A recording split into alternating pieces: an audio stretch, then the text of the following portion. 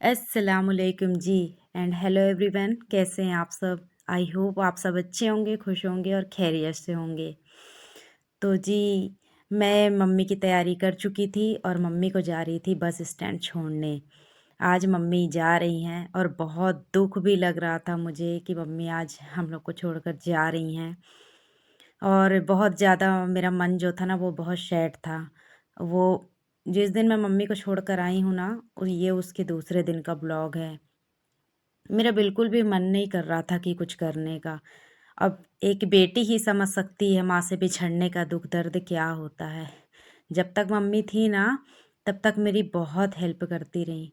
और जब से मम्मी गई ना, तो एकदम मन उदास सा हो गया है। बच्चे भी उदास रहते हैं, बहुत रोए। और मेरा भी ना मन नहीं लग रहा था किसी काम में। तो उस दिन तो मैंने मम्मी को छोड़ कर आई हूँ ना, बस बस में बैठा करके, तो मैंने ना कुछ भी नहीं किया था। फिर ये दूसरे दिन का था, तो ये बच्चों को मैंने ना स्कूल भेज दिया था। सॉरी, मेरी आवाज़ अनबैलेंस हो रही है। बच्चे स्कूल जा चुके थे। फिर ना मैं लग गई थी अपने काम में।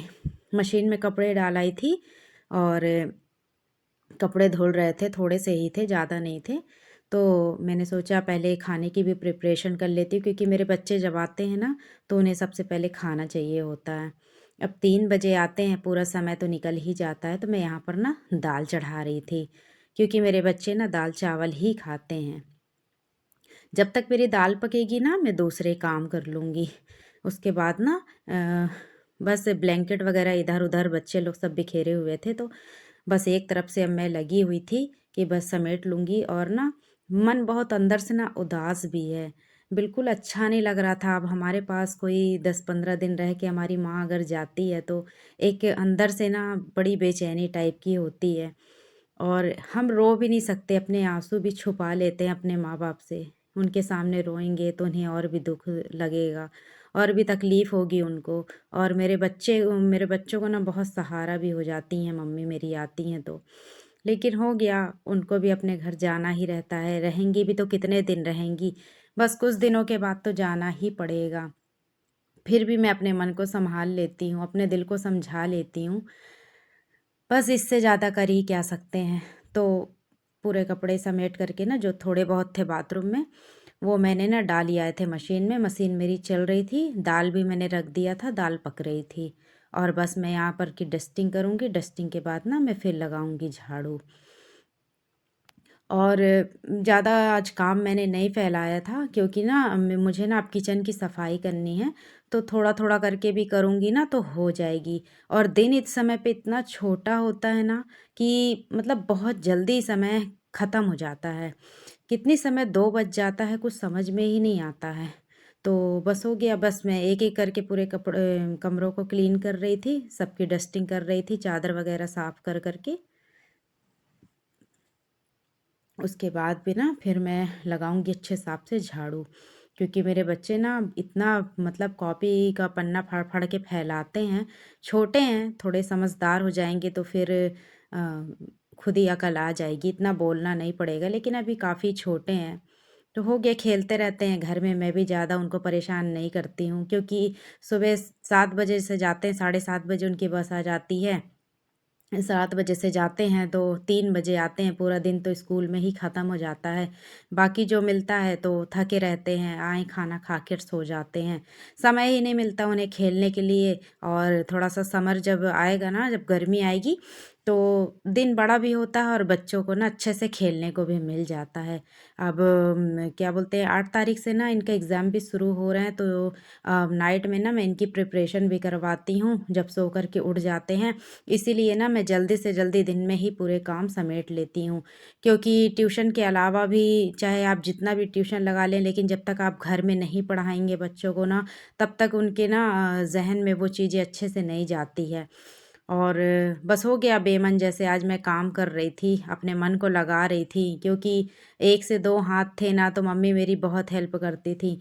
अगर मैं कुछ काम करने लग जाती थी, तो मम्मी कहीं कपड़े धो देती थी, और या तो फिर कहीं खाने में लग जाती थी, बहुत हेल्प करती थी। अब बड़ा अजीब लग रहा है, मतलब समझ में भी नहीं आ रहा था कि रो लूँ बैठ के या पहले मैं काम कर लूँ। बहुत ही तकलीफ़ होती है। माँ माँ होती है, एक माँ का दर्द एक बेटी और बेटी का दर्द सिर्फ़ एक माँ ही जान सकती है। और बहुत ज़्यादा मैं कंट्रोल करी थी अपने बच्चों के सामने, क्योंकि मुझे पता था कि अगर मैं रो पड़ी ना तो मेरे बच्चे को फिर कौन सँभालेगा। तो ना मैं किचन में आ गई थी, पूरे झाड़ू लगा कर के आगे से लेकर पूरा हॉल में लगा ली थी सामने आँगन से। तो ना यहाँ पर नीचे बहुत ज़्यादा ड डस्ट डस्ट लग रहा था, तो सारे बर्तन निकाल कर के ना और यहाँ भी मैं साफ़ कर रही थी और गीला कपड़ा से ना पूरे वॉलपेपर को पोंछ रही थी। अभी ना मैं यहाँ पर ज़्यादा ना अभी खर्च नहीं कर रही हूँ, क्योंकि ना पूरे घर की हम लोगों को पुताई करवानी है, तो हस्बैंड ना मना कर दिए कि अभी ज़्यादा यहाँ पर खर्च मत करवाओ। और क्योंकि ना जब एक बार पुताई अच्छे से हो जाएगी ना तो थोड़ा सा ना किचन का लुक भी हम लोग चेंज करेंगे। वैसे बस सामने सामने ही मैंने साफ़ सफाई कर ली थी, बस 2 महीने बीत जाएं कैसे भी करके, उसके बाद जो है ना वो पुताई लगवाएंगे, क्योंकि इतना बड़ा घर भी है और मतलब 5-6 साल हो भी गया पुते। और तनिष जब मेरा छोटा सा था ना, मतलब 4-5 साल का, तो बहुत ज़्यादा दीवार में ड्राइंग वगैरह बनाता था, तो पूरी दीवार उसी ने ख़राब की है। और हुज़ैफ़ तो बिल्कुल भी ये सब चीज़ में इंटरेस्टेड नहीं है और ना ही वो ये पेंसिल वगैरह कभी चलाता है। ये सब तनिष की ही देन है। तो बस मैं किचन की सफाई कर रही थी, बस सामने सामने का मैंने कहा कि पूरा साफ़ कर लेती हूँ, फिर ना 1-2 दिन हो जाएंगे, उसके बाद फिर मैं ऊपर डब्बों की भी साफ़ सफाई करूँगी। क्योंकि जब मन अच्छा रहता है ना, हमारा दिल किसी चीज़ में मतलब अच्छा दिमाग रहता है ना, तो फिर हमारा दिल भी लगता है किसी काम को करने में।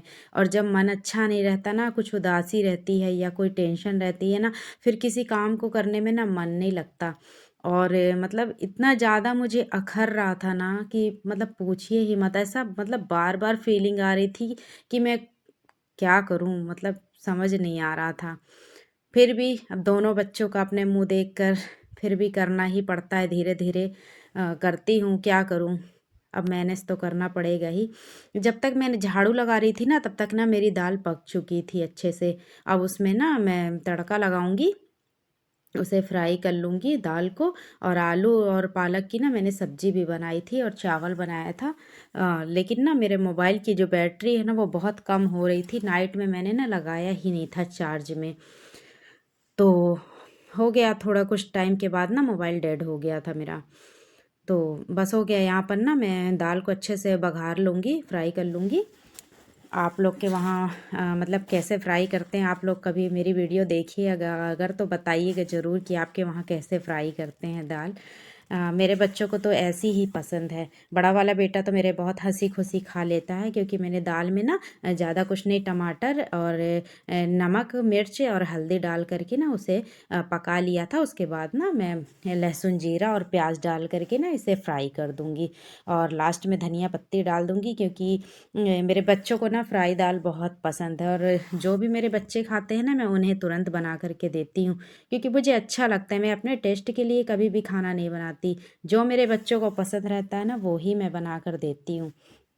और बच्चे हंसी खुशी खा लेते हैं ना, तो समझ लीजिए अपना भी पेट भर गया है। तो बस हो गया, यहाँ पर मेरी दाल कंप्लीट ही हो गई थी। बस धनिया पत्ती मैं इसमें ऐड कर दूँगी और अच्छे से खौल आ गया था मेरे दाल में। अब मैं इसे ना उतार करके किनारे रख दूँगी। फिर उसके बाद में सब्ज़ी पालक मैंने ना सुबह ही काट करके रख ली थी और आलू। और बस हो गया, मैं इसे भी लहसुन डालूँगी, लहसुन डालने के बाद प्याज डाल के सूखा मिर्चा से ना मैं इसे भी बघार दूँगी। और आलू को ना मोटे मोटे स्लाइस में मैंने काटा है, क्योंकि पालक में ना बहुत पानी होता है। तो मतलब जो आलू है ना वो पालक के पानी में ही वो अच्छे से गल जाता है। तो बहुत छोटे छोटे मत काटिएगा। और अच्छे से मैंने ना आलू को वॉश करके रख लिया था, मैं इसमें ऐड कर दूँगी। अब बस यहीं पर जब मैं ऐड कर रही थी ना, तो बस कुछ टाइम से ही मेरा मोबाइल जो है वो बंद हो गया था।